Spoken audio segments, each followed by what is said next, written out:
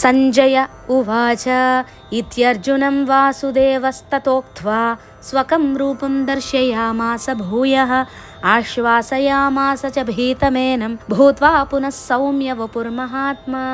ఓ ధృతరాష్ట్ర మహారాజా, ఈ విధంగా కృష్ణుడు చెప్పగా అర్జునుడు కళ్ళు తెరిచాడు. చుట్టూ చూశాడు.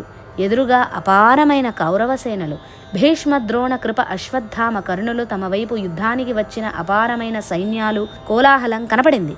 కృష్ణుడు చిరునవ్వుతో, చేతిలో గుర్రాలను తోలే చరణాకోలతో, తనదైన సౌమ్య రూపంతో తన ఎదురుగా నిలబడి ఉండడం చూశాడు అర్జునుడు. అమ్మయ్యా, అందరూ ప్రస్తుతానికి బ్రతికే ఉన్నారు, ఎవరూ చావలేదు అని పరవశించిపోయాడు అర్జునుడు. సౌమ్యమైన తన పూర్వరూపంతో అర్జునుడి ఎదురుగా నిలబడ్డ కృష్ణుడు అర్జునుడి భుజం తట్టి భయం లేదని ఓదార్చాడు. ఇక్కడ ఒక విషయం మనం గమనించాలి. కృష్ణుడు ఎప్పుడూ ఒకే రూపంతోనే ఉన్నాడు. కేవలం అర్జునుడు తన మనోనేత్రంతో ఈ అనంతమైన విశ్వం యొక్క రూపాన్ని దర్శించాడు. మళ్లీ కళ్ళు తెరవగానే కృష్ణుడు మామూలుగానే కనపడ్డాడు. అంతేగాని మనం సినిమాలలో చూపించినట్టు ఆకాశం అంతెత్తు ఉన్న కృష్ణుడు మామూలుగా 6 అడుగుల ఎత్తుకు దిగిపోయాడు అని కాదు.